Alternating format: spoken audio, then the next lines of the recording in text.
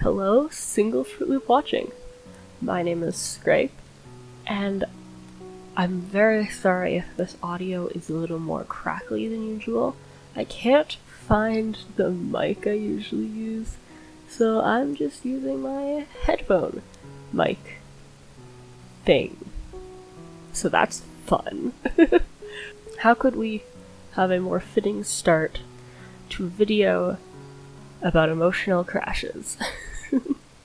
And I know I could technically wait until I found my mic in order to record this, but I would rather just do it because I know I haven't uploaded one of these art talky videos in a while. I'm gonna basically today be going over emotional crashes, what are they, some of my experiences, and how I personally like to deal with them. Because fitting, I just had one because it was my birthday this weekend. So my emotions were at an all-time high. And then the moment all of the festivities were over, there it goes, down the drain. And so if you yourself were blessed with a clear mind, fresh skin, and the ability to not perish at the sight of another human being, you might not know what emotional crashes are, or you might not be as familiar with them. Like, I know everyone experiences to some extent, but for me, they tend to be pretty severe because I deal with a lot of anxiety, underlying depression. COVID hasn't been helping that in the slightest, which I know technically it's over now, but will it really ever be over? But I am getting off track. Today, I want to just talk about that stuff, because, like,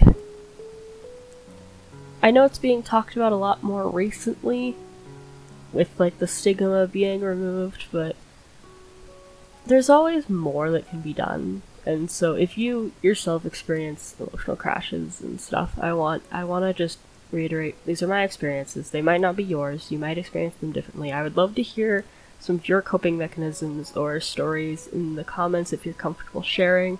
There is absolutely no pressure, but this is a safe space for anyone who needs it. And I'm always here to help if I can. If you don't experience emotional crashes, they're basically, at least for me, I would describe my emotions like a roller coaster. It starts off a little slow, then slowly climbs up and up, and then it plummets down. Oh, there are my Gamsey horns. Wow, I am very distracted. And of course there are multiple, like, bumps and loop-de-loops, and sometimes you think you're going up and you're gonna go down, or sometimes you think you're going down, you go up. It's an unpredictable, auto-generated roller coaster. And the meds I'm on work to help even that out. I still have highs and lows, but they're less steep, less severe, so it's more like a kiddie roller coaster, rather than a death drop. But even with my medication, sometimes my emotions will just get to an all-time high, or even if I'm just going back to neutral, it feels like a sudden drop, which is what happened this weekend. Which is, it's by no means a bad thing necessarily. I've learned to cope with it, and I'm wanting to share some of those coping mechanisms here for those who may need them or want to learn about my experiences or anything like that. But it's definitely not something I recommend, but it is something that can be dealt with. You can learn to live with haywire emotions. So now that I've basically covered, like, so hey, what is emotional crashing? I'm pretty sure there's a better term for it. I don't know it, but I'm pretty sure there is one. But now that I've covered that, let's talk about some of the coping mechanisms I tend to use. So just in this past few days, I have been taking time to kind of recuperate and recollect myself. There was a lot of family over, a lot of stress. A lot of my family is very polarizing, so it tends to be like the first words out of the mouth are, "So when are you moving out?" So that was, for me, who I barely have my life in check, that was like a punch to the face. And besides that, it was very good, but starting out with something a little more negative and then going to a positive, I tend to fall back to a negative, or at least like a little under just average, which when I personally have really like strong highs of emotion, especially because I went to the zoo for my birthday, and that's where my aunt used to take me a lot. She died from cancer. I don't know if I'll probably do a whole video dedicated to her at some point, because she was an amazing woman. But we went there to kind of celebrate. I hit a bunch of penguins around. If you're following my Instagram, I should have a post up about that by now, because me and my friend Maple doodled. Well, me and my sibling Pinks, or Goosey, I'll link their channel in the description. We designed a bunch of little penguins to hide around the zoo. And then me and my friend Maple painted them. We were only able to get 6 done, but if you were able to find one of the penguins at the zoo, please let me know. I really want to do something like that again, because I found it really fun. And I know it's strange to be giving other people things for my birthday, but it was wonderful. We hid, I'll try to throw up a photo here if I remember, but we hid the chocolate chip penguin, or chocolate mint chip ice cream sundae penguin. Mouthful, I know. But we hid him in the nose of a dinosaur statue, and an old elderly couple found him while we were walking away, and it was just adorable. But I'm getting extremely sidetracked. I'm very sorry. When we got home from all of that, going out to dinner and everything, my friend had to go home, and I still had my family, which was very good. If you're experiencing emotional crashing, being able to surround yourself with a comfortable environment, like friends, family, anything that can assist with that is helpful. It probably won't stop the crash, but it'll like make it less of a steep decline, so it's more like a ramp rather than a plummet. But since my friend had to go home, it was a bit of both for me this time around. But things I have found that help, which is the point of this section, but I got extremely discombobulated. I think that's how the word is used correctly. I have no idea. But I tend to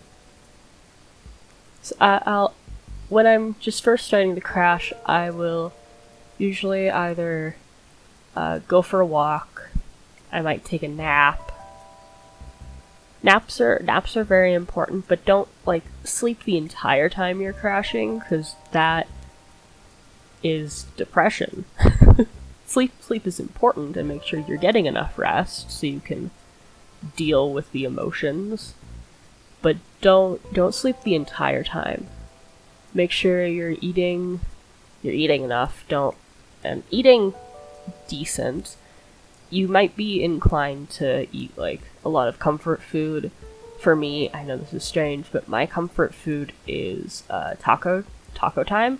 Not Taco Bell. Taco Bell is disgusting. Taco time is also disgusting, but disgusting in a good way. But since it was my birthday, I had already eaten out a lot. So that was out of the window for me. But I still had some chocolate strawberries left over. I took a nap on the couch, watched some videos that made me laugh, like Markiplier's Power Washing Simulator.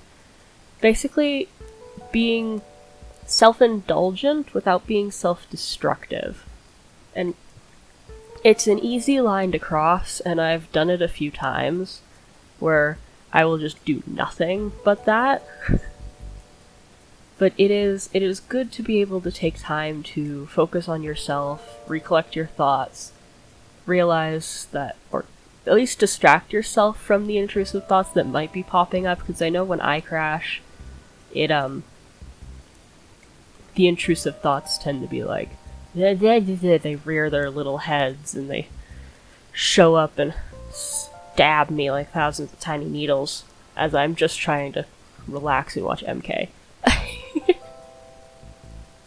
But you have to realize that they may be in your head, but they are not you. They're like weeds in a garden.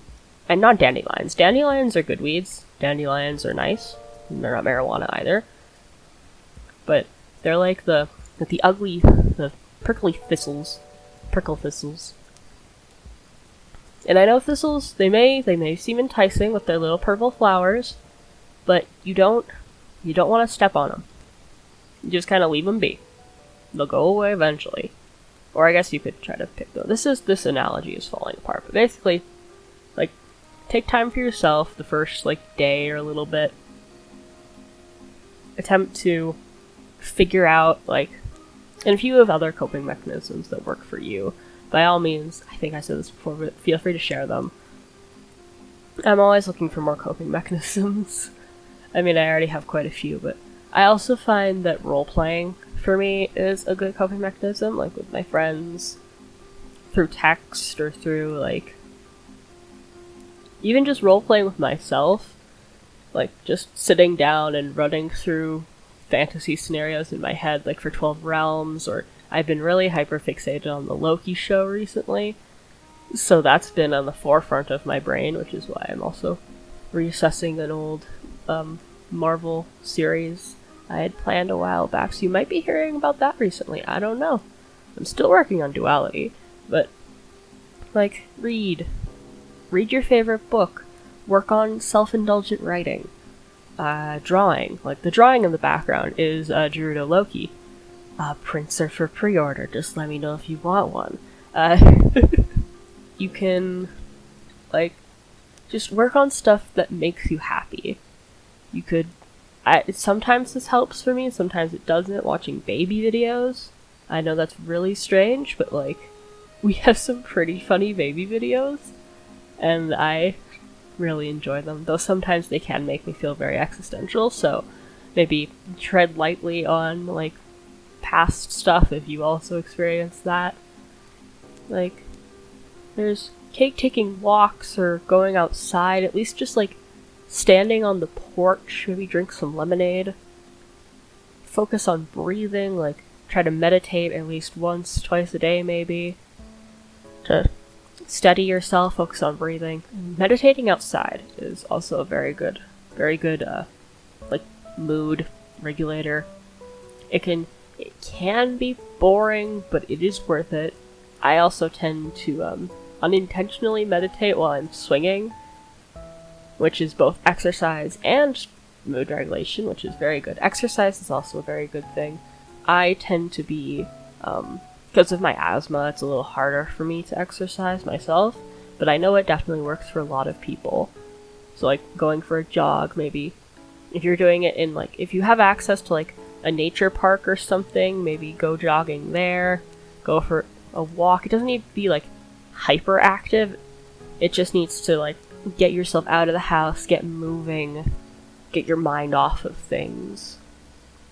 Like, even just doing small self-care things, like brushing your teeth, or, like, doing the dishes if you have them piling up, asking for help from your roommates or your family, realizing you're not alone. And I know when you're crashing, it might seem like you are, but you're not. You have friends, you have family, even if it's not, like, immediate family, like if it's your family that's causing you to crash, you still have your found family. like your friends, like people online. If you can, maybe text some people or organize a video call. If you're feeling up to it, I understand, like, I myself, when I'm crashing, it's hard for me to socialize. So sometimes that doesn't work as well, but, like, it's all about the baby steps, working towards at least feeling normal again, because I know when I crash, it's not necessarily a sadness, it's just a lack of that happiness that my brain registers as sadness. So I could have been, like, on top of the world, and then I'm going back to normal, but because it's, like, that happiness is not declining per se, but just kind of leveling out, my brain is like, oh, time to cry, time to perish. You're gonna wallow in self-pity for the next 5 days. And it's also a very subjective thing. Like, some stuff I do that helps me might not help you. Like, since I'm an artist working on art, a lot of the time can help if it's turning out good, like self-indulgent art, like the Loki art, or like character stuff. But if you're not an artist, that might not work for you. If you're not a writer, writing out fantasy scenarios or role-playing in your head might not help. And that is okay. Like, it's very, I said this already, but it's very subjective. Everyone's experiences are different, and everyone's minds work differently. So something that might work for me might not work for you, and vice versa. But it also doesn't help to try multiple things. Even, like, one thing that I've had to teach myself throughout the years of existing is failure isn't bad. It's just a learning experience. And I know there's a lot of negative connotations with the word failure, and I'm kind of getting off at the point of crashing, but they kind of correlate, where, like, sometimes emotional crashes can be triggered by quote-unquote failure, but failure isn't real. I know that's a very strange thing to say, but you can not succeed at something, but that doesn't necessarily mean it's bad. Like, there have been so many times where a drawing hasn't turned out as well as I wanted it to, or I will not do as good on a test. I'm not in school anymore, luckily. Well, I am repeating some schooling, but that's stories for another day. It can... Just taking a step back, and rather than looking at it as failure, look at it as a learning experience. And it's very hard to do that, because you have to reteach yourself how to think that way. And, like, in drama, it's a lot like improv, where you yes and it. You have to just kind of go with the flow, and wherever you end up is good. And it sucks to say, but where was I going with that? Anyway, crashing. This might be a shorter video, but I just, like, I'm also using this as a coping mechanism currently, just kind of getting all of my thoughts out on, well, not paper. This is electronic recording. YouTube, getting all my thoughts out on YouTube. But I hope that this is able to help someone if you're having problems or anything. Let me know. And thank you for watching this far. Single birthday cake watching. If you want the art in the background as a print, I am currently ordering a few. I'm just gauging interest at the moment. They'll probably be around $8 to $10. But if that's something you're interested in, please let me know. Because I'm actually really proud of the art. And if other people like it, I wanna give them a chance to, like, own a physical copy because I wanted to get one for myself. So enough shilling out of the way. Thank you so much. I'm gonna get some water because I forgot to get some during the recording. I'm gonna go now. Goodbye.